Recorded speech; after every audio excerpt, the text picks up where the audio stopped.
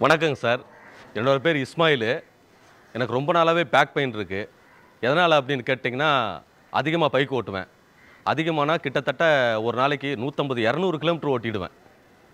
திடீர்னு ஒரு நாள் என்னாச்சு, உட்காரும்போது பயங்கரமான வலி எடுத்துருச்சு. எனக்கு என்ன பண்ணுறதுன்னே தெரில. அப்பதான் இந்த மாரி திருச்சி கேரளா ஆயுர்வேதா ஹாஸ்பிட்டல பத்தி கேள்விப்பட்டு போனேன்.